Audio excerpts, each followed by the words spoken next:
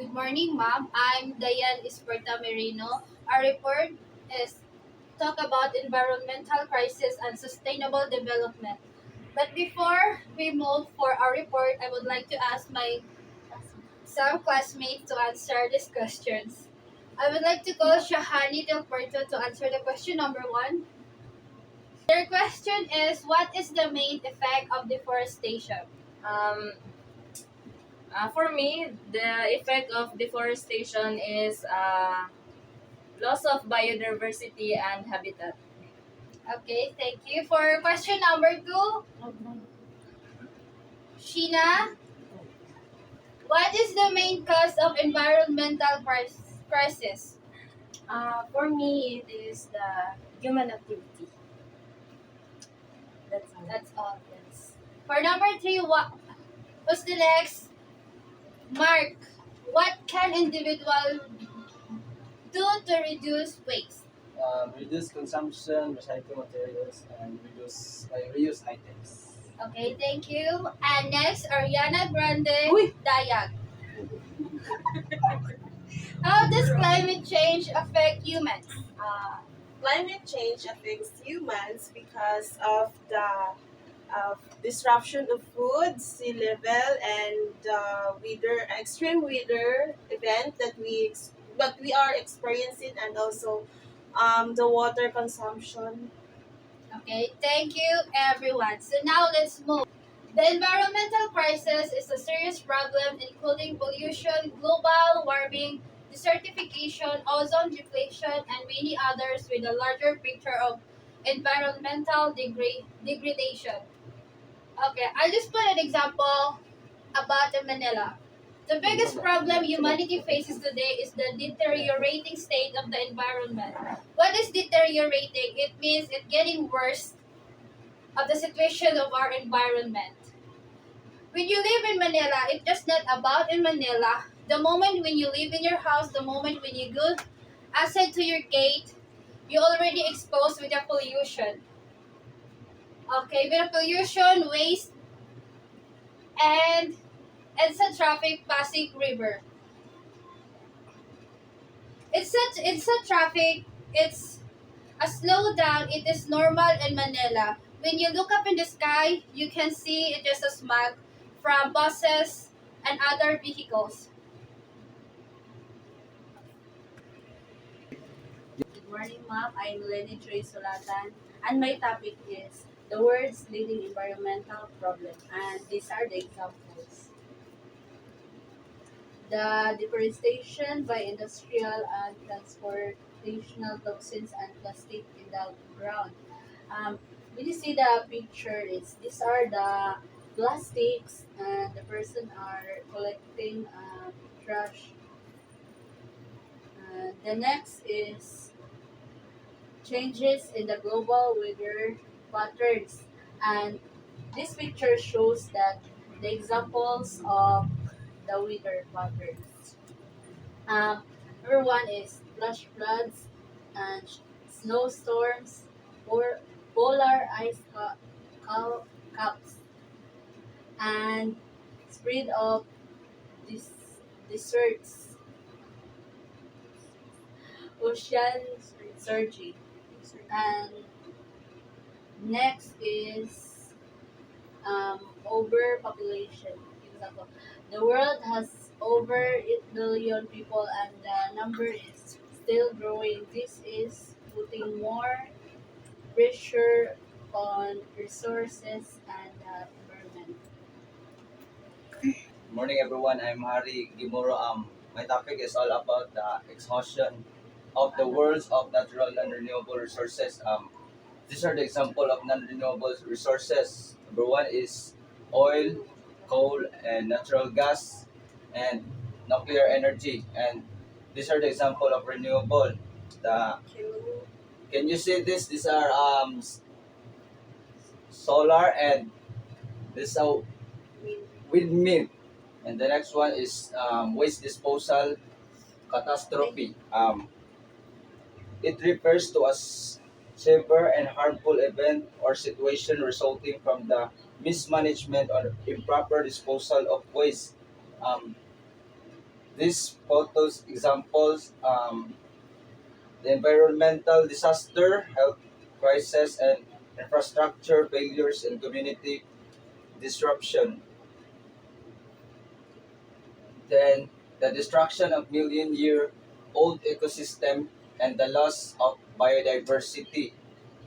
Um, this deforestation and conversion, pollution and climate change, overexploitation of resources, invasive species introduction. Then the next one is inflation of the ozone layer. The ozone layer depletion is and these are the whole damage of ozone layer depletion. Um, Chlorofluorocarbon or CFC is an organic compound that contains carbon chlorine and chlorine produced as a volatile derivative of methane and ethane and destroy the ozone layer. These are the source of chloro, chlorofluorocarbons or CFCs. First one is isolation, materials, refrigeration, air conditioning, and aerosols. Good morning, everyone. Good morning, ma'am. My name is Ana Rospidi Sinelia. I'm going to report about the many of these problems are caused by natural changes. We have Kilauea volcano, Mountain Pinatubo. These are the natural changes that happen in our inside our country. We have in other country we have Kilauea volcano, and then in the Philippines we have Mountain Pinatubo. Uh, as we all know, man-made pollution, humans exacerbate other natural environmental problems. Human contribution. Man-made pollutants can threaten humans' health and com, compromise the natural ecosystem and environment. Man-made pollution, byproduct of human action such as consumption, waste disposal, industrial production, transportation, and energy generation. And then ang particulate matter concentrations, the amount of fine particulate matter in the air. Fine particulate matter is very small, measuring less than 2.5 microns or 1 and 25 the width of human hair, yet it poses a significant health risk when inhaled. Like in Riyadh, Saudi Arabia, we have sandstorm combined with the combustion exhaust from traffic and industrial waste. One of the most polluted cities in the world. In Saudi Arabia, Jeddah, the only municipality reporting to WHO. So, ang sa Riyadh, Saudi Arabia is more on kanang polluted nga cities in the other country. And then sa Hunan and Shu China. And then we have Hunan and Zhuzhou, China. Coal foams and heavy metals from mine threatening the food supply. So these are the example of the is one this is the one kind of example that can harm the air, that can cause from like sa food poisoning nga na. And then we have in the chart we have the most populated cities in the world. First is Tokyo, and then Next, Delhi, Sao Paulo, Dhaka, Mumbai, Beijing, Cairo, Osaka, Mexico City, and we have Manila is also belong in the most populated cities in the world. In Greenpeace, India, we have air pollution was at its worst in 2015, triggered by inadequate monitoring system by the government. In Nigeria, World Health Organization warned Nigeria as reaching the dangerous level of air pollution exposed with 94% of its population. Indoors and outdoors, air pollution is killing more urban residents today.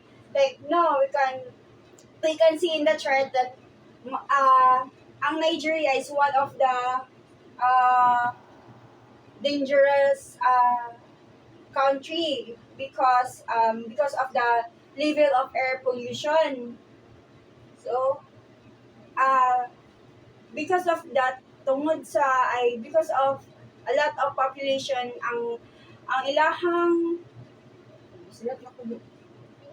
ang ang ilahang ang air is contaminated na jud kaayo, and then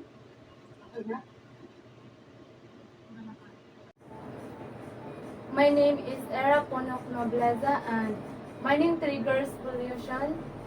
And one reason why mining triggers pollution, first is copper mine in Malangkhan, India, discharge high levels of toxic heavy metals and water streams. And second, Sanshi Manghao Ecological Mining Ltd in China have caused pollution and safety problems.